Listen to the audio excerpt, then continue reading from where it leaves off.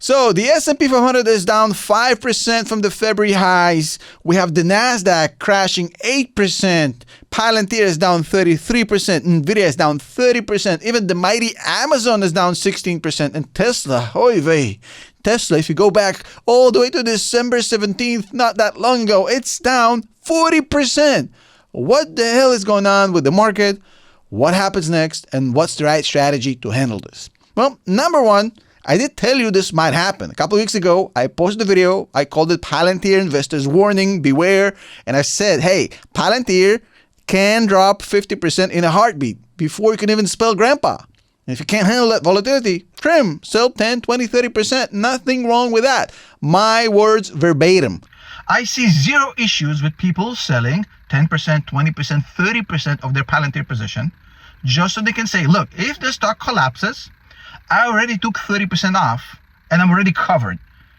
Go back, watch the video. I'm going to put the link in the description. Now, what's going on right now is that we have a lot of fresh news that are stinky and smelly. A lot of new tariffs are going into effect. We're talking about Mexico, China. We're talking about all these tariffs. We have the Chinese tariffs, the Mexican, the Canadian tariffs, 25%. It's absolute insanity.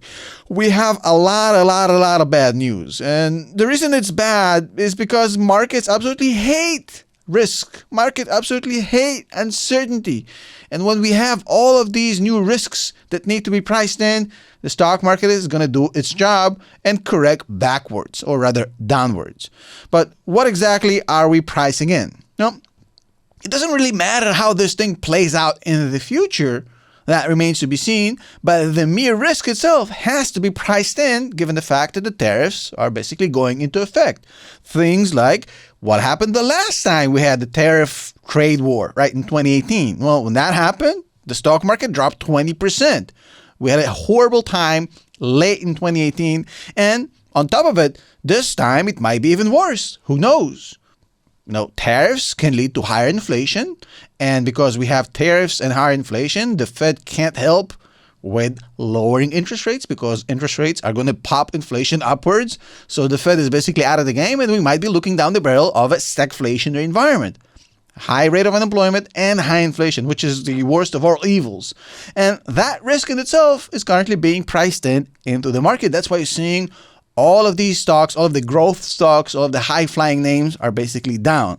Now, right now, what's happening is the market is basically readjusting, realigning to the possibility that the tariffs are becoming a reality, not just some sort of a possibility in the future.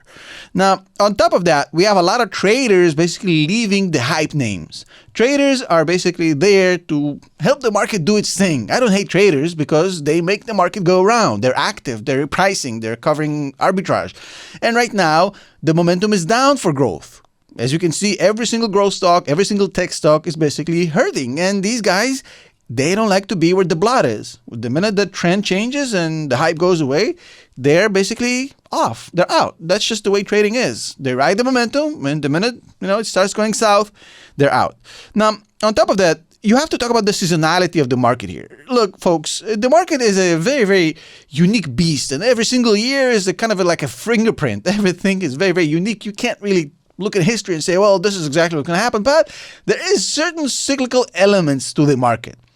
If you've been studying history, you kind of know that the weakest time for a market is usually in that February till mid-March area. That's the time where the market has the most sluggish performance. Doesn't mean that that's what's going on right now, but just seasonality-wise, February and the beginning of March are usually not that great for the stock market. Now, on top of that, we actually had some fundamental macro data that came out that wasn't good. In fact, it was quite bad. We had the GDP forecast for Q1 being adjusted all the way from 2.3% to negative 2.8% by the Atlanta Fed. And that means that right now, the markets have to price that in. On top of that, now we have a risk that if we do have a negative GDP quarter, well, one more quarter of negative GDP after that, that's officially a recession. 2 quarters of negative GDP is the definition of a recession in the United States, and that also gets to be priced into the market and bring a lot of these stocks down. Now, a lot of this GDP stuff are a little bit skewed, and let me explain what I mean here. And this is a very well-known thing to economists, but the markets don't care. And I'll explain. GDP is basically a numbers game. You have the plus, which is what we produce, the goods and services that are produced, and then we have the stuff that we are importing. So every time we're importing goods and services, it takes away from our GDP. That's just how the math works. So the minute you have more importing than exporting and production home, that means GDP numbers come down.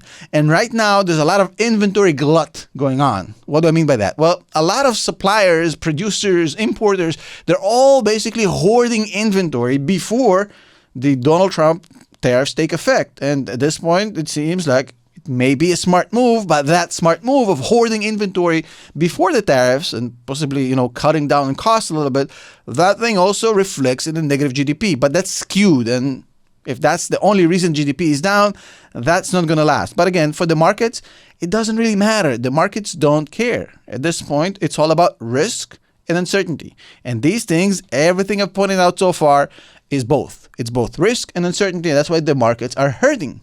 Now, there's a lot of people who love Donald Trump. There's a lot of people who hate Donald Trump. And a lot of different theories are circulating about why Donald Trump is actively engaged in crushing the U.S. stock market. And a lot of people will tell you, well, Trump, he has a short on the market, or his relatives, they have a short in the market, or they just want to, buy the dip and get rich. That's one theory that I heard being circulated out there. The other people are saying, well, Trump is a freaking genius. What he's doing, essentially, he's forcing the Fed by bending and yet not breaking the economy to lower the interest rates, because he is essentially pushing the economy on the brink of a recession, pushing the stock market on the brink of a crash, so that the Fed will be forced to get off their hawkish stance and lower interest rates early this year, not later this year, or maybe not at all. And that's a 4D chess move, because if that happens, well, we're going to have a lot of benefits for the U.S. government, because servicing the U.S. national debt is going to get cheaper. Also, because real estate is going to get pushed up. Lower interest means more activity in the real estate market. It means a lot more activity in the financial markets. Lower debt means more financial activity, more retail activity. It's a huge boost for the economy when rates come down. And essentially, Trump is basically forcing the Fed in some sort of a game within a game to lower rates. That's another theory I heard. And of course, there's another theory that Trump, of course, doesn't really understand what he's doing, and he doesn't fully grasp the fact that the people who will be paying the tariffs are the consumers, the end consumers in the United States, therefore pushing inflation up, potentially putting the United States into a risk of a recession. And that's why he's doing what he's doing, for lack of understanding. Now, let me tell you something. Whether you love Trump, hate Trump, or you think he's a mad genius, none of these options are relevant. Why? Because it doesn't matter why he's doing what he's doing. It doesn't matter if it's because he's dumb. It doesn't matter because he's smart. It doesn't matter because he has a short on the market or he wants to buy the dip. None of this matters. Who cares? None of this matters, because it's real. It's happening, and it will have an impact on the stock market. So why do we want to waste our time trying to figure out why he's doing what he's doing? He's doing it. So let's prep for what he's doing and make sure our portfolios are aligned in accordance, and stop with this Trump bad, Trump good. We don't care about Trump. We care about the stock market. And right now, this is reality. We have to deal with it. So let's do that. So let's talk strategy. And in order for us to build the proper strategy for this volatile market and what's happening next, we have to first and foremost understand one simple principle. Even though it might explode the heads of traders, short-term pain is most likely a buying opportunity, as long as you've picked good companies. So here's the thing. You have to understand, did the thesis about the companies I purchased and I invested in just 2 months ago change?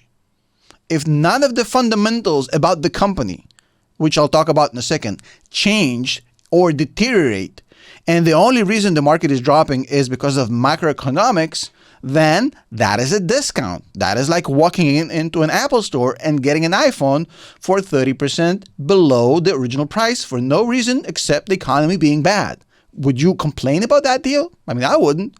When a macroeconomic crash or a pushback or a correction, whatever you want to call it, when it pushes all stocks or all category of stocks down at once, not because of one specific company being ass, that's a buying opportunity historically. Go back in history and check me. We had the same conversation in 2022 when I told you, hey, the entire market is dipping and crashing and correcting. It's not about Palantir. And yes, Palantir dropped harder in 2022 than certain other companies, dropping from $35 to $6, and that is because it's more volatile. But guess what? I also told you it's a macro-driven correction. And the fundamentals of a company like Palantir will eventually prevail because time in the market is the best friend of a great business. And that's exactly what happened from $6 in 2022 all the way up to $125 in 2025, now back down to 83. God knows how low this will go. I don't know. Hey, I just rhymed by accident, but you get the point here. Statistically, we can do this with every good company.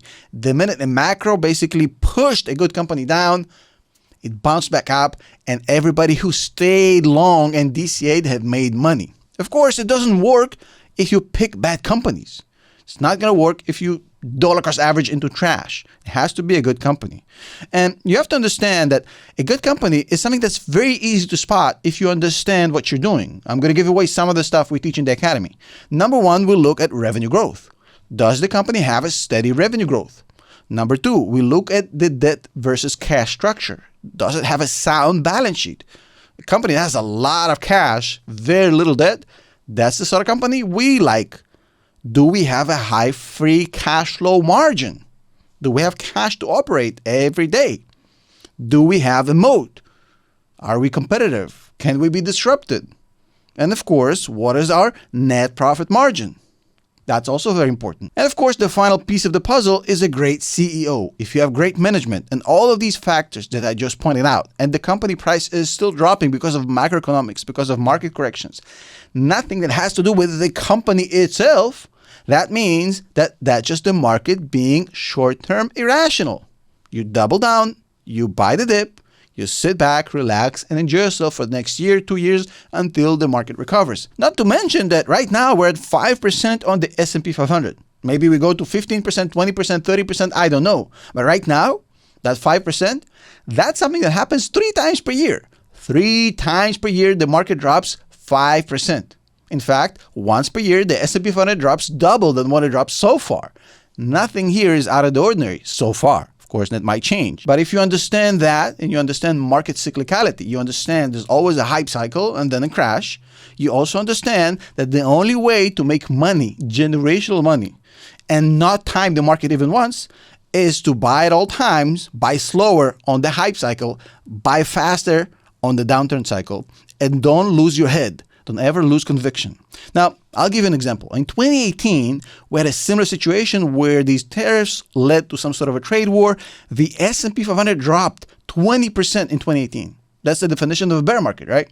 But look at what happened. In 2018, in fact, in September of 2018, the S&P 500 was at 2,900. 3 months later, it was at 2,500. Big drop, 20% drop because of tariffs, trade wars, and whatnot. And from 2,500, where people panicked, people sold, they left the market. A year later, in December of 2019, just 1 year later, the stock market was at 3,200, a 30% climb from the bottom in 1 year. Even if you measure it from the top, from the previous top before the crash, from the 2,900, it still did 10%. So just to show you, and we can do the same thing with 2022. Less than a year. A lot of people have made money in 2022 as well in stocks like Palantir, Tesla, Nvidia, a lot of examples, even on the S&P 500. So what do you do in this situation, folks? A lot of traders are going to be screaming at you, sell, sell, sell, sell. Maybe if you just want to manage risk, you don't want to be in this market, I get it. Go right ahead. It's not for you. If you can't stomach volatility, don't be a long-term investor. I get it. No shame in that. But if you want to be a long-term investor, this is how you do it, right? Number one, you relax. You don't panic. Number two, you build a DCA plan, slow DCA plan. This can continue for a year, for 2 years, for 3 years. Nobody knows how long and how deep the drop can be. It can be quite harsh. It can be fast. We don't know. Slow down. Number three, you understand that it's a psychological game. 80% of investing is psychological. I've talked about this in all of my previous videos. I talk about it a lot in my academy. Psychology and emotions are critical to be a long-term investor. And of course, understand this. Traders, they might not lose as much on the way down because they get out early, but they'll never make 20x on their investment like we did on Palantir. It's a different game, right? So emotional decision-making is really, really not where you want to be right now. in an emotional environment, in panic and all of this noise and hoopla going on right now, you don't want to be emotional. You want to be stoic. You want to be absolutely logical. And the way to do it is, number one, learn how to find great stocks to double down when the market goes into discount mode. In fact, I have 25 stocks, which are a good starting point for you to do your research. This is not buy alerts, sell alerts, none of this. I don't do recommendations. I'm not telling you what to buy, but these are 25 stocks which I like, which can be the first step for you to start researching, developing your own thesis, and potentially finding candidates to buy during this dip as long as it continues. And the way you do it is you learn how to pick the right one for you, for your risk profile, the way that you price these stocks, you research all of these things we teach in the Academy. You got 45 lectures waiting for you right now, as well as 4 new lectures every month and access to me via DMs every single day. I reply to every Academy member. I'll see you there. Peace.